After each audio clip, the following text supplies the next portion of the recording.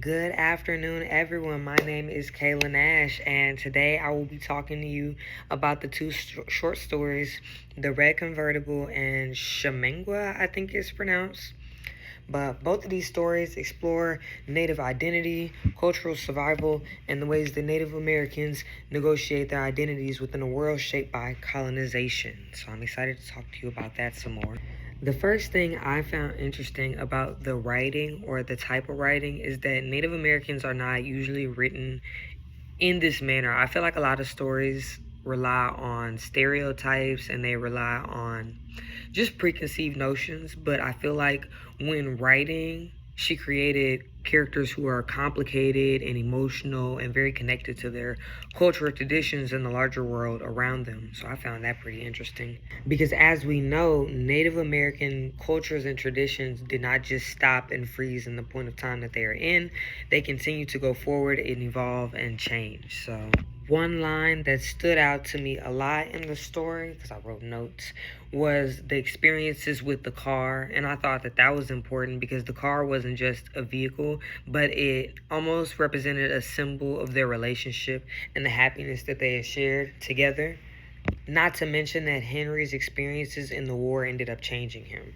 Because when he returns from Vietnam, he immediately notices that his brother is different.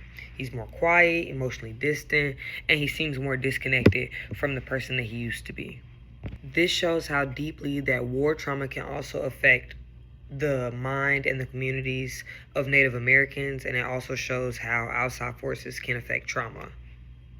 And this relates a lot to post-colonial ideas because, as we know, colonized communities often experience larger systems or governments or institutions always having a big influence in their lives as for assimilation and things of that nature, just taking over and having control. However, when Erdwich is writing the story, she not only does not create Henry as someone who is being harmed or as a victim, but she writes him as a person with real emotions and real experiences and real relationships.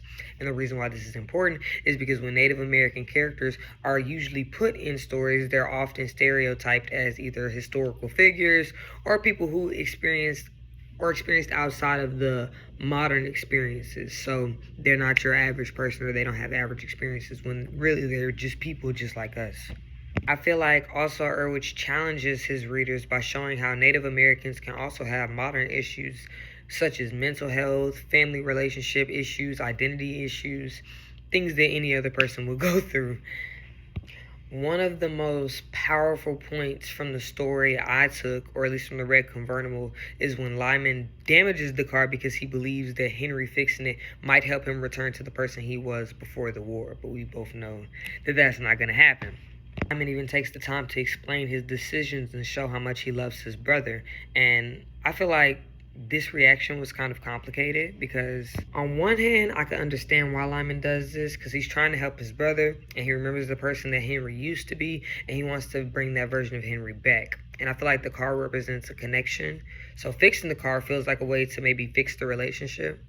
But at the same time, it kind of bothered me because Lyman is trying to repair something that cannot be fixed in the same way that it was before.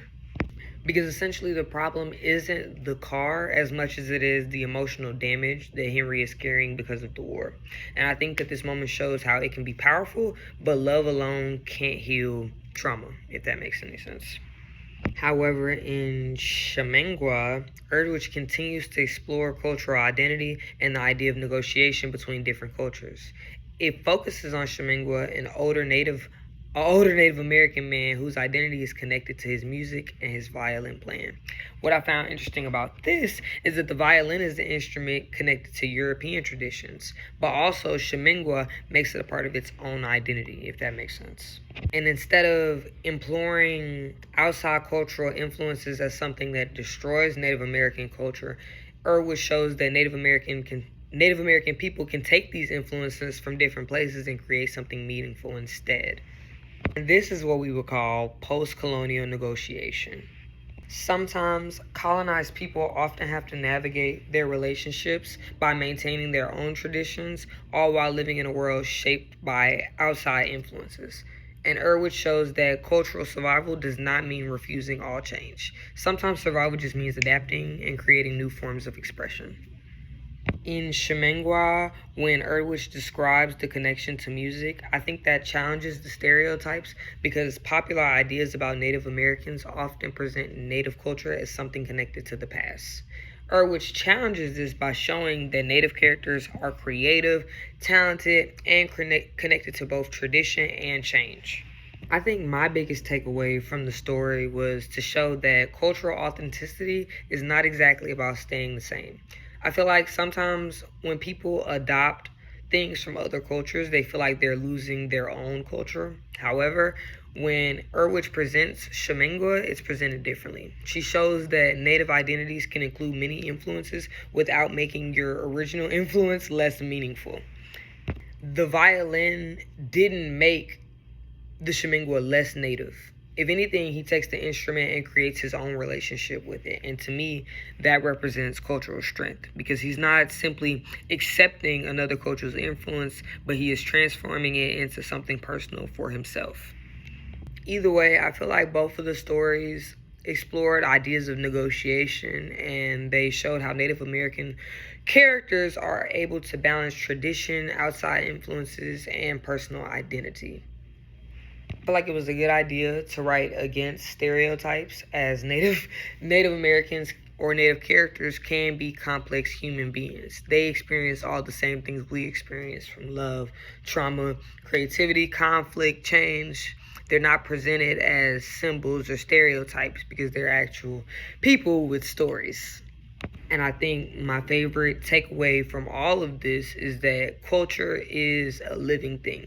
It doesn't just represent a place in society or the past or just one place of time because people can continue to carry on culture, adapt culture, create new meanings for it. And I feel like that's the most important takeaway.